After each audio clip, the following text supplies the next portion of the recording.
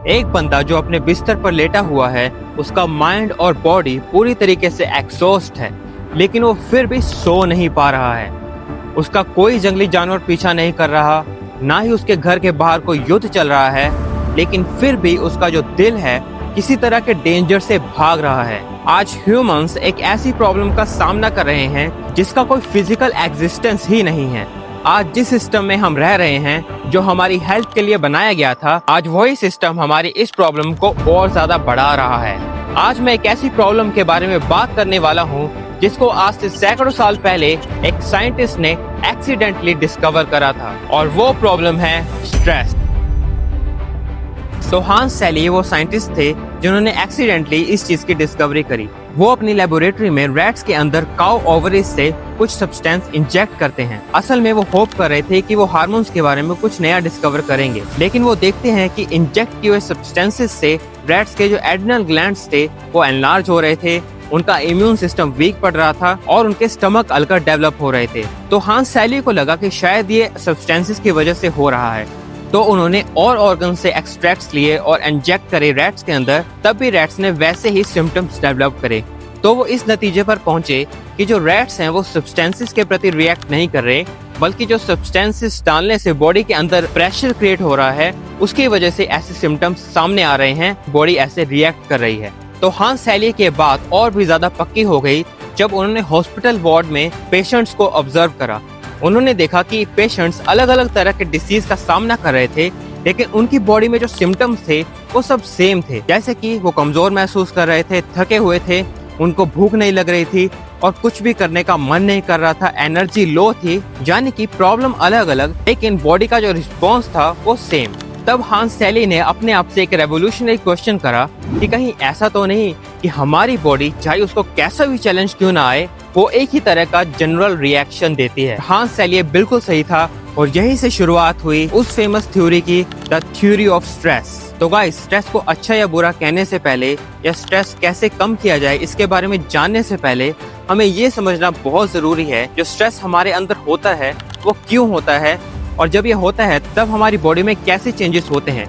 क्योंकि अगर हम किसी चीज का सोल्यूशन निकालना चाहते हैं तो हमें सबसे पहले उसको अच्छे से समझना बहुत जरूरी है। हमें ये समझना बहुत जरूरी है कि जो स्ट्रेस है, क्या ये प्रॉब्लम है भी या नहीं। असल में गाइस, ये जो स्ट्रेस है ये हमारे लिए एक अलार्म सिस्टम की तरह है। ये हमें प्रोटेक्ट करने के लिए बना है।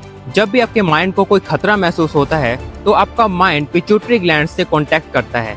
तो पिट्यूटरी ग्लैंड एक हार्मोन रिलीज करते हैं, ACTH, और ACTH ब्लड स्ट्रीम से आपके एड्रिनल ग्लैंड्स की तरफ जाता है, और एड्रिनल ग्लैंड्स दो हार्मोन रिलीज करते हैं, एक कोर्टिसोल और दूसरा एड्रेनालिन। और विद इन सेकेंड्स आपकी बॉडी के अंदर चेंजेस होना शुरू हो जाते हैं।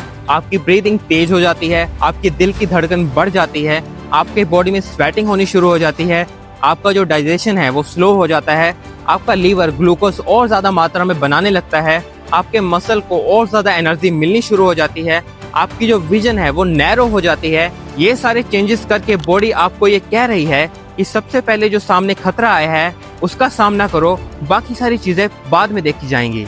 और यही सर्वाइवल सिस्टम की वजह से गाइस, हमारे जो पूर्वज थे वो खतरों से बच पाते थे और जिंदा रह पाते थे। लेकिन क्यों ये जो स्ट्रेस हमारे सर्वाइवल के लिए, हमारी प्रोटेक्शन के लिए बना था, आज हमारे लिए सबसे बड़ी प्रॉब्लम बनता जा रहा है। तो गाइस, हांस सेली ने इस सारे प्रोसेस को 3 स्टेजेस में डिवाइड करा।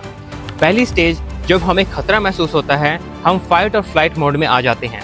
दूसरी स्टेज, जब हमारा माइंड और बॉडी रेजिस्ट करते हैं और उस खतरे के बावजूद स्ट्रेस में रहकर हम काम करते रहते हैं, जैसे कि स्ट्रेस के बावजूद भी अपनी पढ़ाई को जारी रखना, या किसी डिफिकल्ट सिचुएशन में ऐसा दिखाना कि मैं रिलैक्स हूँ और स्माइल करते रहना। और फिर आती है तीसरी स्टेज, एग्जॉशन की, जब हमारी बॉडी ब्रेक डाउन होना शुरू हो जाती है, हम बर्नआउट हो जाते हैं, स्ट्रेस्ड आउट हो जाते हैं, और हमारे अंदर हेल्थ इशू डेवलप होना शुरू हो जाते हैं।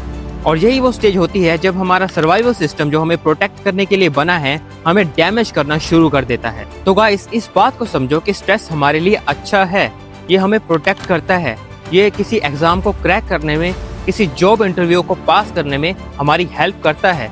लेकिन जब इसी स्ट्रेस में हम बहुत ज्यादा लंबे समय के लिए रहने लगते हैं, तब ये हमारे लिए डैमेजिंग साबित होता है, तब ये हमारी बॉडी को नुकसान करना शुरू कर देता है। तो यहाँ तक तो हमें समझ आ गया, लेकिन अब हमें ये समझने की जरूरत है कि आज का मॉडर्न ह्यूमन इतना ज्यादा स्ट्रेस्ड आउट क्यों है। तो इसके लिए मैं आपको 5 रीजन बताने वाला हूँ जिसमें सब चीजें कवर हो जाएंगी। पहला, हमें स्ट्रेस होता है पैसे करके। अगर उतना पैसा जो हमारे सर्वाइवल के लिए जरूरी है हमारे पास नहीं है तो हमें स्ट्रेस होगा। और दूसरा, हमारे खर्चों की वजह से। अगर हमारे खर्चे हमारी इनकम से ज्यादा हैं तब भी हमें स्ट्रेस जरूर होगा। और तीसरा, कंपैरिजन की वजह से। चाहे आप किसी से भी कंपैरिजन कर रहे हो, चाहे वो पर्सन आपसे ऊपरी स्तर पर है या निचले स्तर पर है, किसी भी तरह का कंपैरिजन आपको स्ट्रेस्ड आउट, आपको दुखी जरूर करेगा। और चौथा, आपकी एक्सपेक्टेशंस। एक लाइन जिसमें आपकी सारी एक्सपेक्टेशन कवर हो जाएंगी कि ये दुनिया जैसी है मुझे पसंद नहीं है, ये ऐसी हो जाए तो बढ़िया होगा। और लास्ट बट नॉट लीस्ट, आपकी हेल्थ। अगर आपकी हेल्थ ही अच्छी नहीं है तो आपको स्ट्रेस होना ही है। तो गाइस, आज की वीडियो के लिए इतना ही, लेकिन वीडियो के सेकंड पार्ट में मैं आपको बताऊंगा कि आप स्ट्रेस को किस तरीके से कोप कर सकते हो।